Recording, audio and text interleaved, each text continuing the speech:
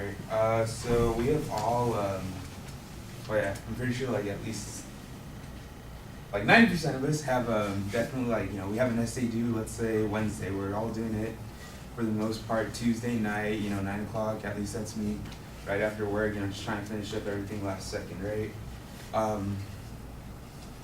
Yeah, so we all procrastinate, we all do that kind of stuff. So President Kennedy said that the time to repair the roof is when the sun is shining. So with that, I agree with it, kind of saying like, even though my actions kind of contradict what it says, I do agree with it, and we should always just kind of prepare ourselves. You don't want to be fixing your roof, if you will, when it's raining and everything's just kind of going down. That's again the essay, doing the essay, just kind of limiting yourself with time and always just stressing out over it. It's unnecessary stress that we have when we're doing it last second. So a little example of like, I guess, me actually following this quote would be, a few months ago, back in November, my car was making a few noises I didn't, like at all. Nothing was wrong, it was still running good and all, but I'm just like, I don't like the noise, I don't like the noise, I don't like the noise. Took it in the shop, ended up spending about like $2,300 just on repairs, but that was like a little preventative maintenance for something that would have literally ended up costing like around closer to $6K. So again, it's just kind of better preparing yourself, setting yourself up for the future, and by taking action now and just taking those early precautions and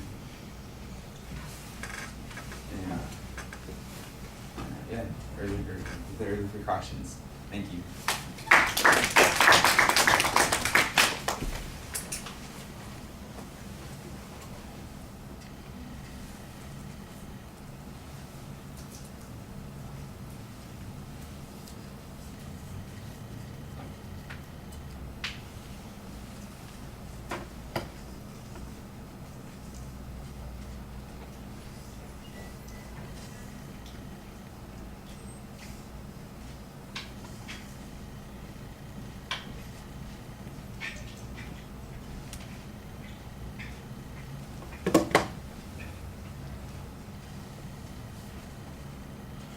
All right, well, the shared experience of doing something at the last minute, I think that probably works for an audience like this. You've got a good example of the idea that you're talking about, but that's all you've got is the one good example. So there's nothing wrong with that. It illustrates your point pretty well, but it feels a little bit underwhelming when it comes to the content, and I think that there are probably other ways that you could expand on this.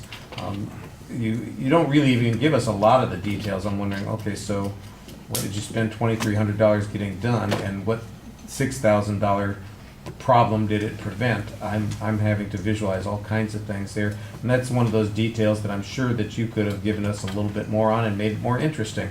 As it is, it remains a little more abstract than it could be, and your speech is a little bit briefer as a consequence. The delivery issues, I think you are doing a good job kind of focusing on the audience more here. I like the fact that you get the topic out of your hands, so it's not distracting you during the presentation.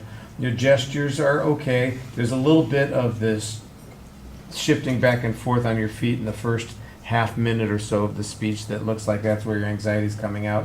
It settles down after the start of the presentation, so it's not a big problem, just something that you may want to try and be on top of it at the start of the presentation as well.